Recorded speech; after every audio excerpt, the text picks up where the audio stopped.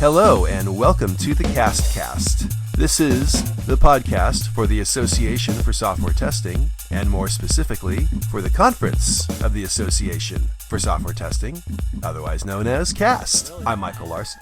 And I'm Claire Moss. And today we are happy to be joined by Raj Subramanian. Hi, Raj.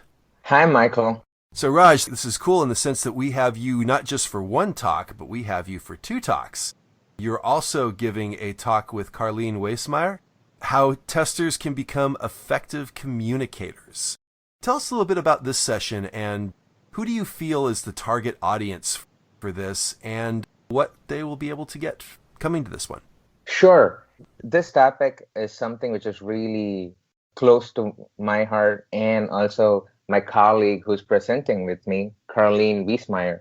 The way the topic came about was over the period of 7-8 years working with people from different cultures, from different countries and different languages, we started seeing common patterns in terms of communication gaps, behavioral patterns, body language related stuff, which was kind of an obstacle for different people to communicate effectively.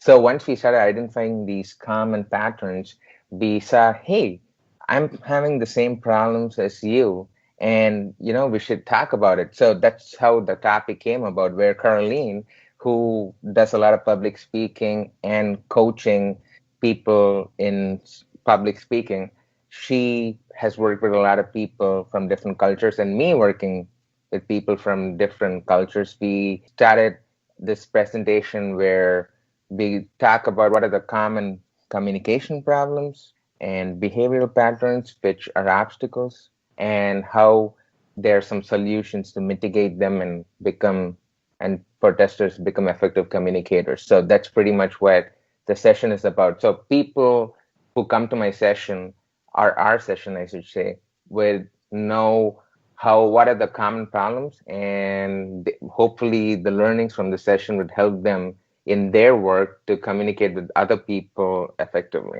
I think this is a really valuable topic now that we have more consciousness of the importance of diversity in the workplace.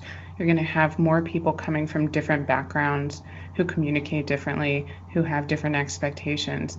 I'm curious about how do you help people to set expectations among themselves, or maybe even surface expectations that you didn't realize they had? The key is open communication, especially when you're working with people from different cultures.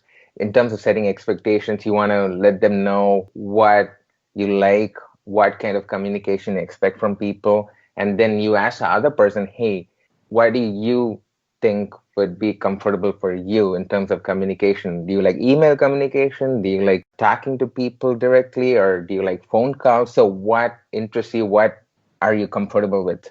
So having that open communication actually helps to work as a team, overcome those differences.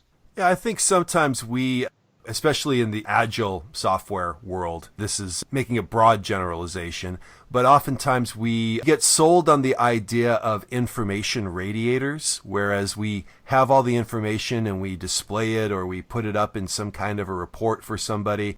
And sometimes we think that just because we have that status and we have a place that people can go and look at something, that somehow that's being effective and that we're communicating. Where in truth, if we're not necessarily taking into account that what we're providing may even not be helpful to that person or may be completely out of their comfort zone for understanding what it is, who wants to be the person who says, yeah, we've put together this interface with green dots and red dots, and for one group of us, it makes all the sense in the world because culturally and effectively speaking, we've always considered it that way, versus somebody else who may not have that level of an understanding of how that information is being communicated, and what they see as, oh, okay, everything looks fine, whereas no, there's a glaring problem here, and they're not able to even interpret that that's what they're seeing.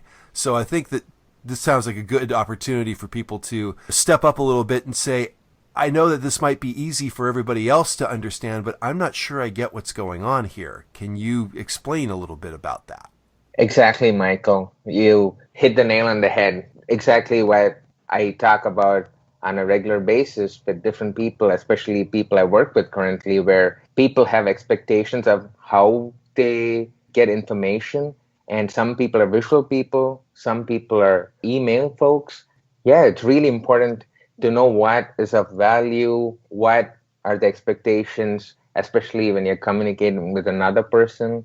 And based on that, you would have to adapt and see what works and what doesn't work. I'm particularly interested in this because I did a session last year about intentional learning. And we talked about the VARC model that you just alluded to, of having a preference for verbal or written communication. And I had always thought that I was a written communicator because I take copious notes. But it turns out that the action of taking those notes is where I get my most value. I didn't realize I was a kinetic learner until much later. Exactly. Yep. So one aspect of communication that I'm particularly interested in, that I think comes up a lot in testing, is having common terminology. I don't know if that's part of your talk, but it seems like we try to define words in a way that our community can understand, and then we have people on our teams who we frequently work with who don't understand those words in the same way. And that can lead to some friction and confusion in our communication.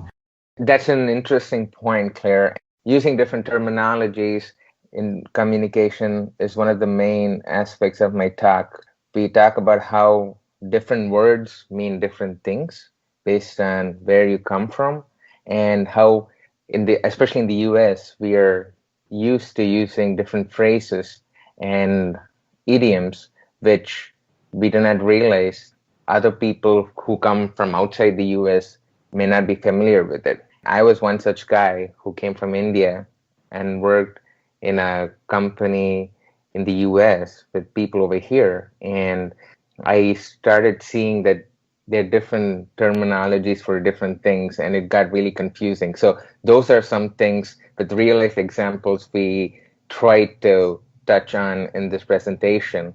My coworker and colleague, Carleen Weismeyer, she has similar kind of experiences too, and that's what we talk about in the session too. This sounds like a really valuable session, and I'm looking forward to going. For those for whom this has piqued your interest, we encourage you to go to www.associationforsoftwaretesting.org, click on the CAST 2017 link, and sign up and come out and join us in Nashville. And with that, thank you for joining us for the CASTcast, and we hope to talk to you soon. Take care. Take care, y'all. Thanks, guys.